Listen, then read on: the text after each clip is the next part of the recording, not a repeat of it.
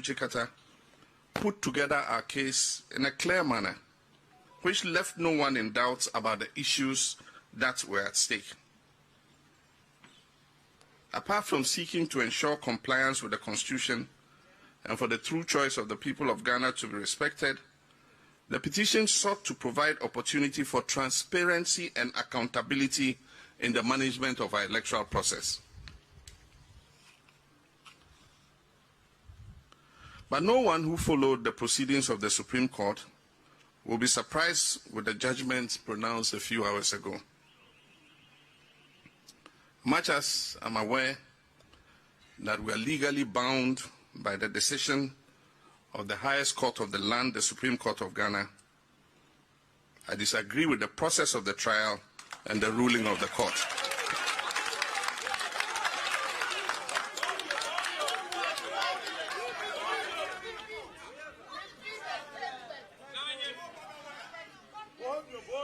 For the avoidance of that, I say, much as I'm aware that we are legally bound by the decisions of the Supreme Court, I disagree with the process of the trial and the ruling of the court.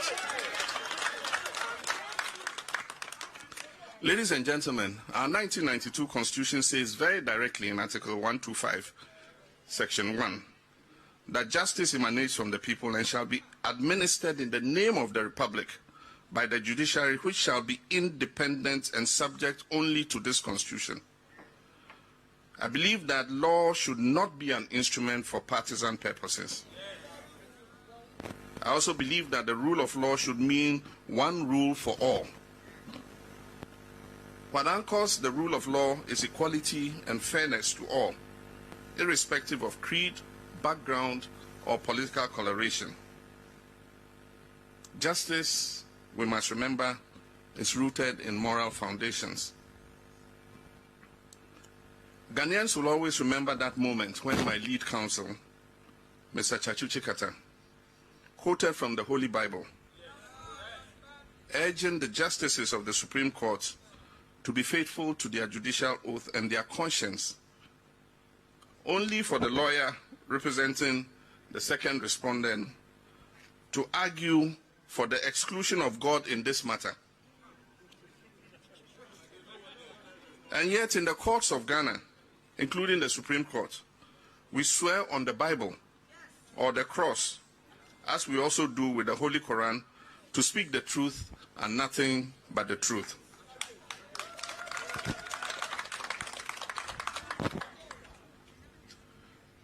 Ghanaians will also remember, and this will go into history, this 2021 election petition for that profound moment when the chairperson of the Electoral Commission opted to evade public scrutiny. Everything was done in this trial to prevent the Commission from accounting to the people in whose name they hold office. Requests for interrogatories were dismissed. A request for inspection of documents in the possession of the Commission was turned down. The request for admission of facts was ignored. And worse still, she was aided by her counsel and the court to avoid explaining to the good people of Ghana from her own testimony under oath in a properly constituted court of law the errors that she herself admits to have committed in the declaration of the 2020 presidential election results. This is a clear stab in the heart of transparency and accountability to the sovereign people of Ghana. Whatever the reasons for not allowing Mrs. Jane Mensah to testify or answer any questions, it leaves an embarrassing stain not only on our justice delivery system, but also on our nation's electoral system, which has deepened the grave doubts harbored by many Ghanaians about the true outcome of the December 2020 presidential elections. Ladies and gentlemen, the motto of Ghana's Electoral Commission is transparency, fairness, and integrity. Principles that the key actors of the Electoral Commission clearly failed to live up to on this occasion. The refusal to account to Ghanaians further sets the worrying precedent. And I do really worry about this dangerous precedent that may allow other heads of state institutions to adopt an approach of opacity and non-accountability in their work, just because they know they can rely on unconvincing interpretations of our laws to shield them from scrutiny in the near future when they are held to account. I hope and pray that time will prove me wrong. There's a famous legal maxim brought into common use by Lord Chief Justice Hewart in 1924, that justice must not only be done, but should manifestly and undoubtedly be seen to be done. While judgment was given in this petition, it cannot be said by many to have been seen to be done by the constant unanimous strictures placed on the petitioner in laying out his case. I followed the proceedings of this petition and listened to the testimony of our General Secretary, Johnson Asiedu Nketia, from beginning to end. I'm quite alarmed at the mutilation of his testimony in the Supreme Court ruling. Indeed, the ruling I heard today virtually makes our witness, Johnson Asiedu Nketia, appear like the star witness of the first and second respondents.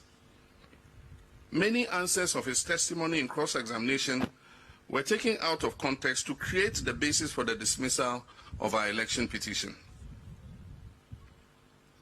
At the appropriate time, the legal team will come out with detailed comments on today's judgment. Ladies and gentlemen, this case will go into the Ghana Law Reports for the future, and academics and students of law alike will clearly find befuddling the internal contradictions in our jurisprudence. The Supreme Court has given its verdict, but the national debate on the dismal state of our democracy and the increasing weakness of our state institutions has only just begun.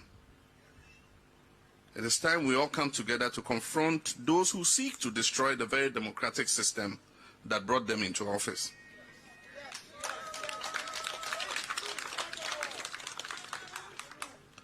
It is our patriotic duty to do so. Ladies and gentlemen, it bears reiterating that our grievances with the conduct of the 2020 elections was not limited to just the presidential elections.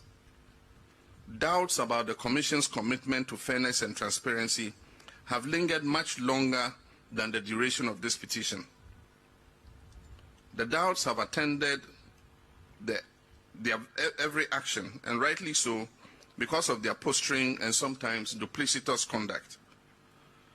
As I've alluded to in the past, the current leadership of the Commission was installed after the politically motivated removal of the previous Commission. Since then, every step they have taken has appeared to be calculated at ensuring the retention of the appointing authority in power. Aside from the compilation of a new register in the midst of a pandemic, one that many civil society organizations, political and governance experts insist was more procurement-minded than needs-based, the time-tested process of consultation and dialogue among stakeholders through the Inter-Party Advisory Committee was supplanted by unilateralism. This has not boded well for harmonious relationship with stakeholders. Compared to the two previous leaderships of the Commission, what we have now does not meet even the minimum requirement of neutrality and non-partisanship. And these are two essential principles for consolidating our democracy. Today, the much-touted independence of our Electoral Commission exists only in name. This should give all Ghanaians cause for worry. Today, we still have, as a member of the Commission, somebody who publicly stated that the political party which I led into the December 2020 elections is an existential threat to Ghana's democracy. And yet this same Commission member presided over an election in which a party he claimed is an existential threat to Ghana's democracy participated. In the parliamentary elections, clearly NDC won the majority of seats.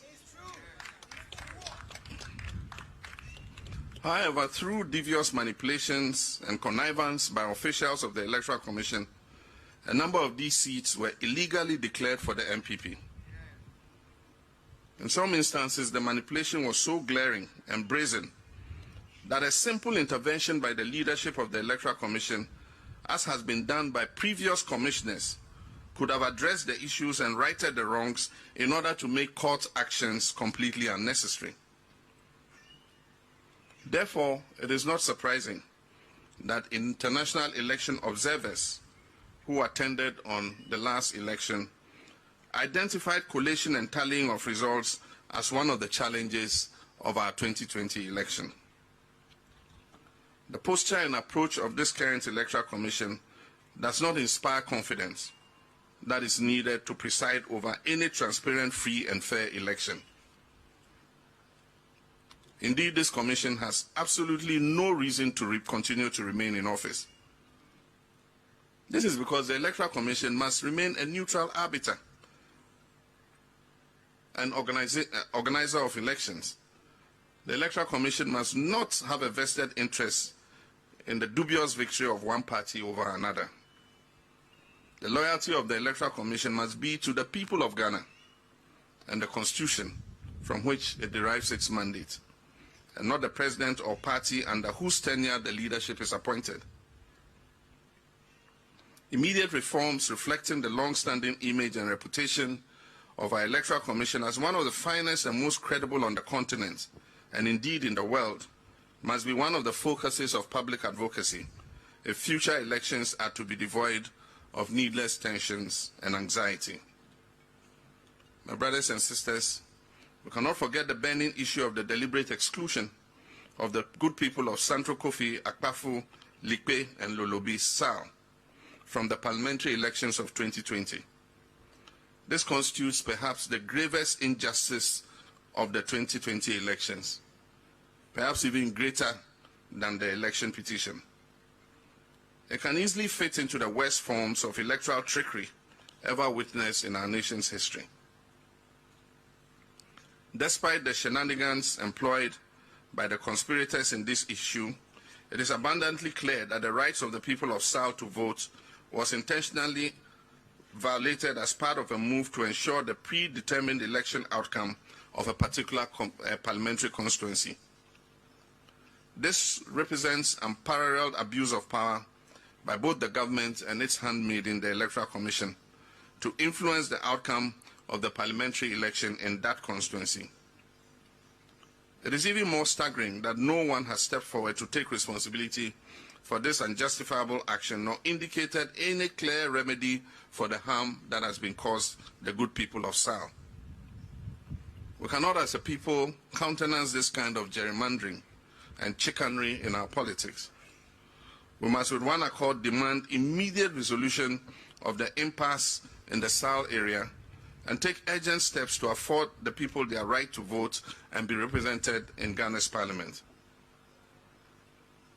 My brothers and sisters, we entered the 2020 elections against an incumbent that was determined to abuse power and misuse state resources and institutions to achieve an electoral victory. The run-up to the election and some of the process involved were characterized by intimidation and harassment from state security agents and others loyal to the current regime. Selective deployment of the military was used as a tool to instill fear in some of our citizens to dissuade them from taking part in the voter registration exercise and other processes of the elections. Others were falsely branded as foreigners and their citizenship called into question unjustly. An abhorrent nation-wrecking prejudice which has been directed especially against certain ethnic groups of this country and has continued till date and has only recently been visited crudely on our Auditor General, Daniel Yao Domelevo. In the last election, unprecedented levels of state funds and resources were doled out by the ruling party, and unprovoked deadly violence inflicted on our citizens in several circumstances. In the process, 8 of our compatriots were murdered in cold blood, and several others were maimed during the process of the elections. We have designated these compatriots whose blood was shed just because they sought to participate in what is purely a civil exercise as martyrs of democracy, to whom we shall dedicate an appropriate monument when the time comes.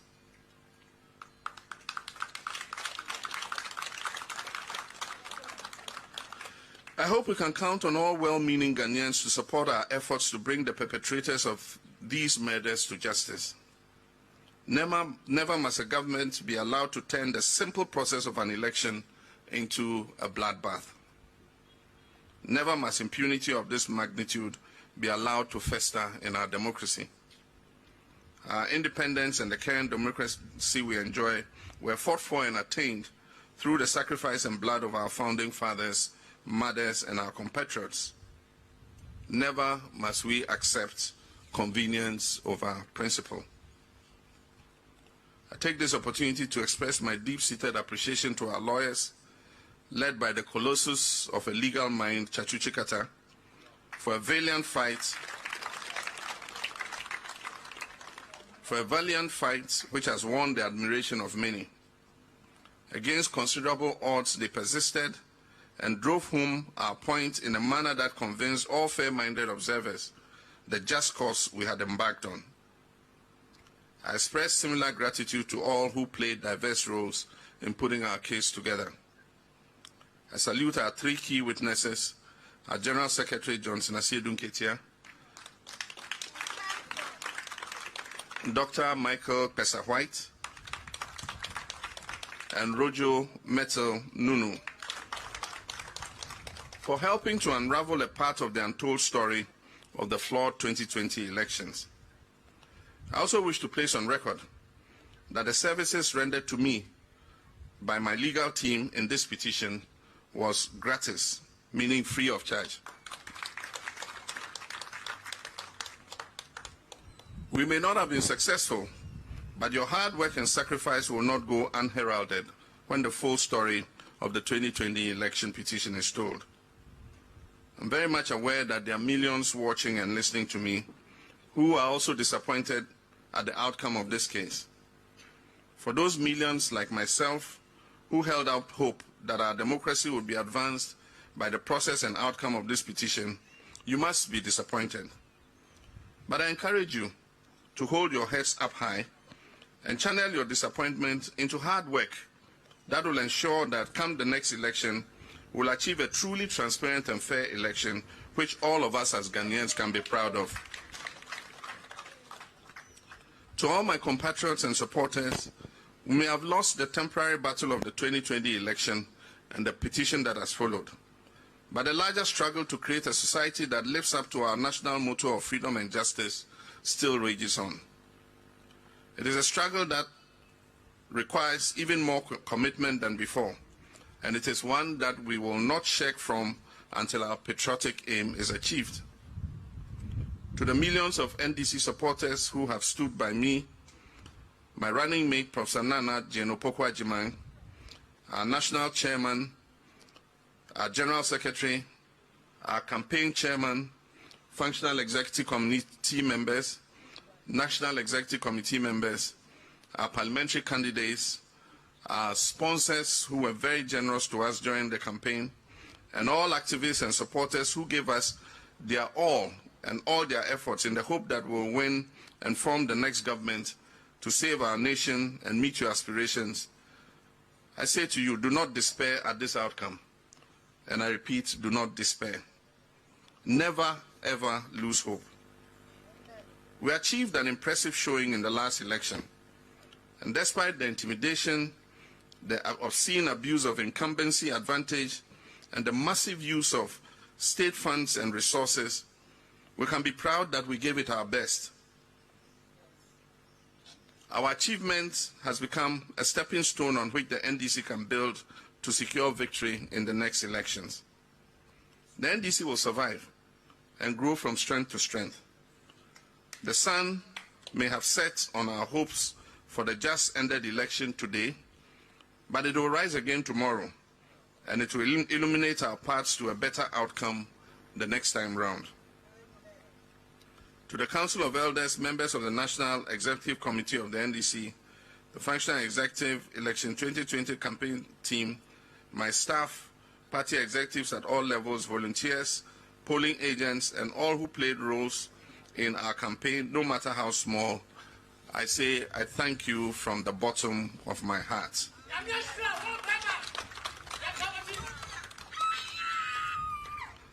The NDC will always remain the party of the people. The party was established to empower the people of Ghana to be the architects of their own destiny. We blaze the trail for participatory democracy, and I'm confident that out of the ashes of this legal setback, we will mobilize and rekindle the struggle for a better democratic Ghana. We will be law-abiding, and we will do nothing to compromise the stability of this country. We will, however, continue to be the voice of the voiceless, and will not be distracted from our goal of demanding justice and fairness for the people of Ghana at all times. Neither will we surrender or fail to champion the rights of our people to enjoy the fundamental freedoms guaranteed under our Constitution. To the over 6 million Ghanaians who entrusted me with their votes, I cannot thank you enough for this honor done me. I value your vote so much. It reflects the confidence you have in our ideology, in our ethos, and most importantly, in the 2020 People's Manifesto that we presented to this nation. Our party has proven to be the most viable path to a rapid socio-economic development of our nation. I can assure you that even though this was not the outcome we expected, I'm sure your votes will spur us on to victory in the future.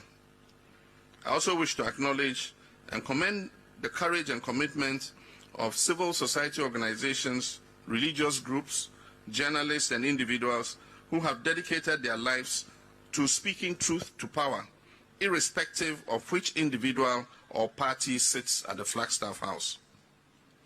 While in office, my administration tolerated your views even when we disagreed with them. In similar vein, we encourage you to continue to hold all governments accountable as you have done in the past, for it is your right to do so. My brothers and sisters, I've had a relatively long and fulfilling journey in public life and service, during which I've had the privilege to serve in various capacities. I've had my ups and downs like all human beings, but I have at all times promoted unity and inclusion and not division wherever I've been. And I've always placed the interest and well-being of Ghana first. I'll continue to do the same even at this moment and beyond. My brothers and sisters, we have only one nation, Ghana, and we must work together to ensure the progress and growth of our dear nation. We can only do this if we ensure equality, freedom, and justice for all our citizens. Long live the NDC, long live Ghana.